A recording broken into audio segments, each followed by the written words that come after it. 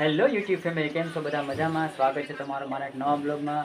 બધાને જય માતાજી, જય દ્વારકાધીશ. અત્યારે 10:30 વાગી ગયા છે અને આપણે બ્લોગ ચાલુ કરી દીધો છે.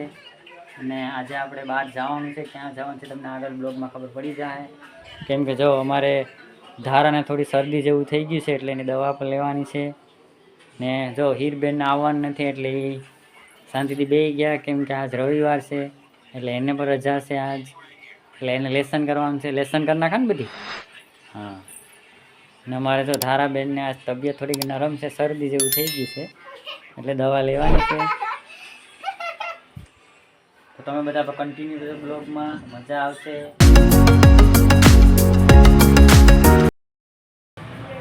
મિત્રો આપણે આવી ગયા છે ને ધારાબેન માટે દવા લઈ લીધી. જો હવે ધારાબેનની દવા લઈ લીધી એટલે ધારાબેનની શરદી ગાયબ થઈ જવાની છે. આ દવા આપણે લઈ લીધી છે એટલે ધારાબેનની શરદી ગાયબ થઈ જવાની. માટીના રમકડા લેવા માટે આવી ગયા છે અહીં ધારા માટે. માટીના રમકડા હવે ગોઠે છે.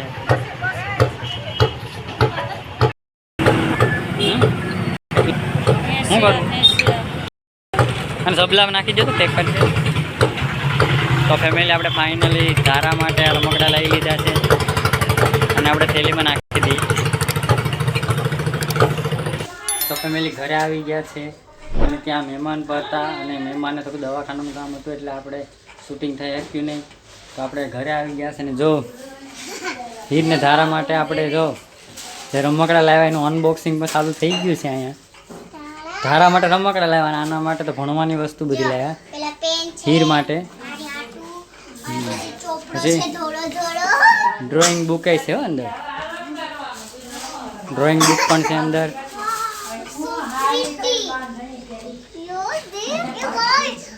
હવે ધારા તારા રમકડાનું અનબોક્સિંગ કરી નાખ. જો અનબોક્સિંગ થાય છે ધારા રમકડાનું. જો આ રમકડા છે માટીના રમકડા, નહીં ખોલી નાખ. હવે એ કોથળી તોડી નાખ ધારા. એમાં શું વસ્તુ છે?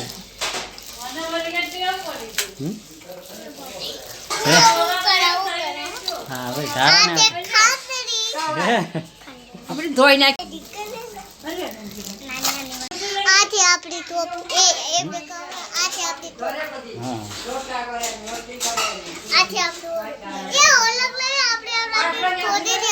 હા હા કલર છે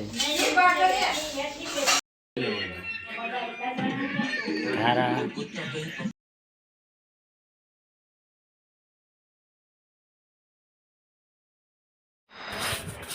તો ફેમિલી આજના બ્લોગમાં આપણે એટલું. મળીએ પાછા બ્લોગમાં. ત્યાં સુધી ટાટા, બાય બાય. જો અમારા ધારાબેન પર કંઈક કે શું? ધારાબેન